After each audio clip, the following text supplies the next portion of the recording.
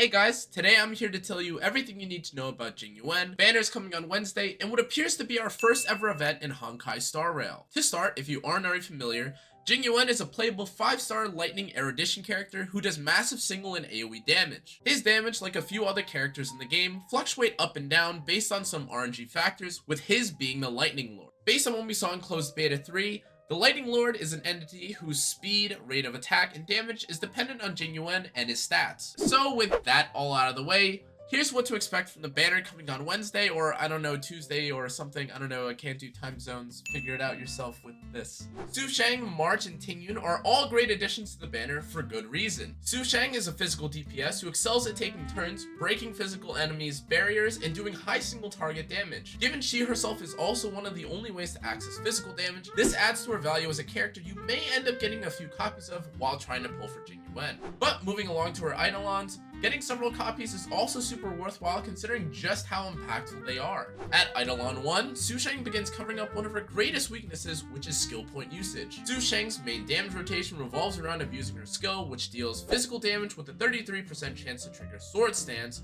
which in turn allows you to deal more damage. Sword Stance is guaranteed to trigger when the enemy is broken, however, so there are less obstacles or RNG to deal with, assuming you can break the enemy first. This will really start to add up when considering how many skill points characters like Sela, Dan Heng, or Yangshin consume when dealing damage. Now of course, each of these characters does have their own strength, but it is worthwhile to note just how impactful skill point regeneration is. Sushang's second Eidolon is kind of okay for survivability, but really nothing to write home about. The third and fifth Eidolons are pretty much always going to have the same value in any character since they increase the skill or ultimate's efficiency or strength, but I think that Sushang's fourth and sixth Eidolons are really crazy. The fourth Eidolon increases her break effect, which even post-nerf is still really valuable to the bleed effect and raw damage you deal after an enemy becomes weakness broken. And onto the super solid final addition to her Eidolon list, the speed boost that Sushang receives when an enemy is broken on the field for 2 turns can now be stacked twice. And when entering battle, she also receives 1 stack to begin with. I don't think I really have to argue how valuable speed is in this game, but in case you were wondering, this talent provides you with 30 to 40% increased speed. This adds to actions taken, more skills, energy regeneration, you name it, speed adds to it. I don't think this next lady really needs any introduction, but holy shit, March 7th is already really broken, so let's just get into it. March has one of Star Rail's most unique playstyles with their ability to be extremely versatile and fit into nearly any team composition. The freezes, the provoke, the cleanse, and the shielding all contribute to her absolutely stacked kit, and honestly her Eidolons only accentuate how ridiculous or clutch she can be. But moving along to her Eidolons, March gains a lot, and honestly it shouldn't be that hard to reach E6 considering you get her for free at the start of Star Rail. Her first Eidolon is decent with a maximum of 30 energy being restored if you land freeze on 5 targets and 18 if you land on 3. The second Eidolon, Memory of It, gives a shield to the ally with the lowest HP% for 3 turns at start of combat, which is really nice if an ally is low health going to a battle, or for just general supporting purposes. Now I would say that the barrier could be easily overlooked, but it also does scale with defense percent like her skill, so it is possible to add a super sizable shield that protects you for an extended period of time. That of course isn't taken into consideration the constant spamming of shields in general, so any additional shielding or sustain is great. As always, upgrades to the levels of her ultimate and skills are great, so E3 and E5 are valuable, but I do genuinely think that her E4 and E6 are where she shines. Never Forfeit Again, or her fourth Eidolon, lets her counter 1 more time during each turn, and adds an additional 30% damage scaling based on her defense to each counter. And if it weren't already obvious, March is an absurd tank utility character who for some reason gets to deal damage as a constant counter every turn. Oh, and she shields, freezes, cleanses, provokes. What isn't there to love about this character? Oh, and I almost forgot to mention, but with Eidolon 6, she also grants a constant heal per turn, so long as an ally has a shield on them. To be clear, that means that if the shield is on for its max duration, it heals until it breaks. So add a 3-turn heal to the never-ending list of things that March can do for you. And finally, we have Tingyun. I already made this video describing how to gear and play her, what her strengths and weaknesses, spoiler she doesn't really have any, are, and so obviously it would be great to pull for this character on your way to getting Yuan. Tingyun is no different from March or Sushang in receiving good value from her Eidolons, so let's just get into it. Her first Eidolon gives the ally with Benediction a 20% increase of speed for 1 turn after using their ultimate. Pretty plain and simple, be fast, be happy. We all enjoy an increase of speed, especially when you're probably giving Benediction to a DPS. Gainfully gives, givingly gains, a tricky name to say for sure. Gives the same ally with Benediction an additional 5 energy after defeating an enemy once per turn. Now this sounds pretty meh or insignificant, but if you are able to stack more speed on her, this becomes a huge boost to an ally's total ultimate casts. The increases in level for her skill and ultimate through her 3rd and 5th Eidolons, though seemingly uninteresting or typical, actually play a major part in why her Eidolons can be so strong. For a character whose entire kit revolves around providing meaningful damage buffs, any way to buff this value is super worthwhile. For instance, characters like Bronya are so reliant on the ability to amplify her buff that she needs a critical hit damage chest.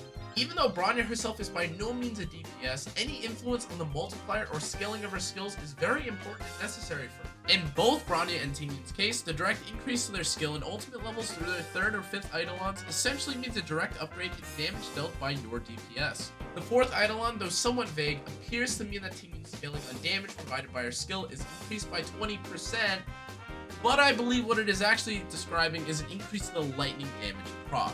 While this is still pretty substantial, it is quite different than being given a flat 20% increase to the attack buff. And finally, we have her 6th Eidolon, which increases the amount of energy given through her ultimate by 10. This one I'm kind of on the fence about. On one hand, receiving more energy will always be nice, but to that end, some characters don't even receive 50% of their total bar from team. Characters like Yangxing, for instance, even require 140 energy as opposed to 100 like some other characters to use his ultimate. And if we're just talking out the math, this increase in energy doesn't really feel noticeable until 4 to 5 ultimates in, which already kind of sounds excessive for a character like Tingyun in an average encounter. So this Eidolon kind of feels excessive, and I probably wouldn't try to force it. But with all that out of the way, what we do finally know officially about Jing Yuan is his kit. Of course, Hoyoverse was probably never going to do anything drastic like remove parts of his kit or add new features, especially if you've already seen it. But it is finally relieving to know what the official kit looks like. And from what we know based on the closed beta and just with a simple eye test, this character looks like he's going to be pretty fucking ridiculous. Now I say that, but what I truly mean is that his light cone is absolutely out of this world. If you haven't already looked at it, the only thing stopping his light cone from being the most ridiculous light cone in all of Star Rail is the fact that it's limited to erudition only. Like, my god, can you imagine this thing on CeeLo? Even without any good relics on Jing Yuan, this light cone provides him with an absurd amount of raw damage increase, and therefore, if you can pull one, I'd highly suggest getting at least one copy. Another interesting interaction that I think will have people happy is the fact that Himiko is also an erudition character, which means that she herself may find value in using Yuan's light cone to further identify herself as a DPS. But finally, characters aside, let's talk about what everyone has really been waiting for. And that's events. Well, in this case, it's just a singular event, but I'm happy to report that it's an event that you can test your recently farmed for characters on. To be clear, I did only find this out with the help of Pridewin, who I have referenced in the past for DPS comparisons and for other random tidbits when trying to figure out the gameplay mechanics of Star Rail. But let's get into the event, and thank you Pridewin once again. Pridewin recently translated a post from the China server who showcased several images and announced the details of the event coming soon. To start, the event will last around 18 days, we're required to be level 21, and you must have completed the questline revolving around the boxing arena. I think they refer to the questline as like the Gladiator series. We do have a few images detailing what rewards you can earn, in which NPC will begin the event, but what's more interesting is the way that the event actually works. And of course, you receive Stellar Jade, credits, and Lycoon EXP as rewards for completing them. But an interesting part about the event that I genuinely appreciate is that there still is some roguelike aspect to the event, with the actual opponent being random, in addition to the random buff that you receive before a fight. And just to make sure that they kept things interesting, the event will scale to your equilibrium level, so for people that aren't aware, make sure to keep that in mind when you're entering it for the first time. This of course is to prevent whales like me from finishing the content without any challenge or difficulty. It is what it is. But that's all I got for this news report though today, guys. I've been absolutely dying of allergies, not from honkaistarrail or waiting for content, but I genuinely hope to see more from this game as time passes. I am seriously addicted. No, I'm just kidding. Anyway, if you enjoyed or learned something from today's video, make sure to like, turn the notification bell, subscribe, and let me know what you thought about Jing Yuan, his banner, and everything coming to Star Rail coming soon.